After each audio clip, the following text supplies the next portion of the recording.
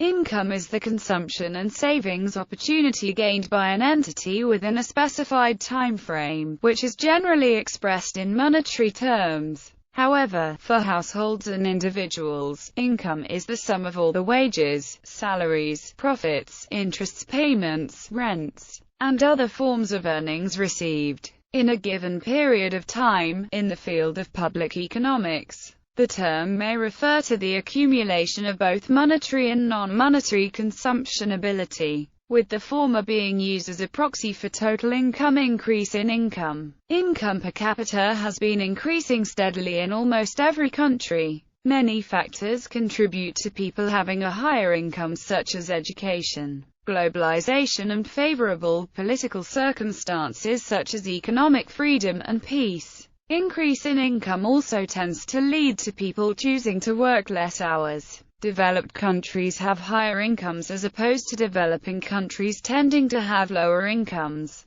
Economic definitions. In economics, factor income is the return accruing for a person or a nation, derived from the factors of production. Rental income, wages generated by labor, the interest created by capital, and profits from entrepreneurial ventures, from labor services, as well as ownership of land and capital. In consumer theory, income is another name for the budget constraint, an amount to be spent on different goods X and Y in quantities and at prices. And the basic equation for this equation implies two things. First, buying one more unit of good X implies buying less units of good Y. So, is the relative price of a unit of X is to the number of units given up in Y. Second, if the price of X falls for a fixed, then its relative price falls. The usual hypothesis is that the quantity demanded of X would increase at the lower price, the law of demand. The generalization to more than two goods consists of modeling Y as a composite good. The theoretical generalization to more than one period is a multi-period wealth and income constraint. For example, the same person can gain more productive skills or acquire more productive income-earning assets to earn a higher income. In the multi-period case, something might also happen to the economy beyond the control of the individual to reduce the flow of income. Changing measured income in its relation to consumption over time might be modeled accordingly, such as in the permanent income hypothesis. Full and Haig-Simons income. Full income refers to the accumulation of both the monetary and the non-monetary consumption ability of any given entity, such as a person or a household, according to what economist Nicholas Barr describes as the classical definition of income. Income may be defined as the sum of the market value of rights exercised in consumption and the change in the value of the store of property rights, since the consumption potential of non-monetary goods,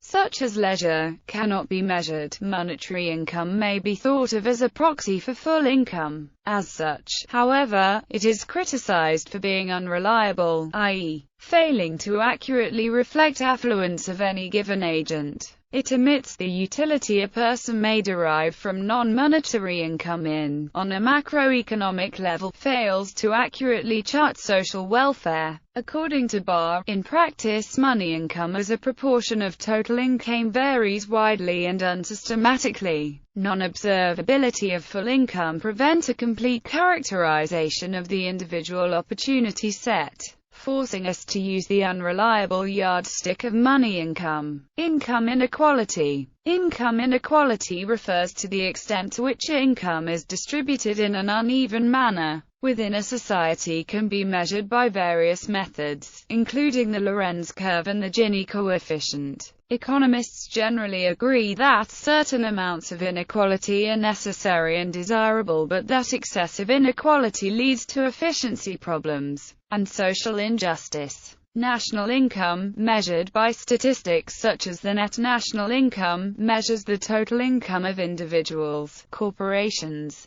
and government in the economy. For more information, see measures of national income and output.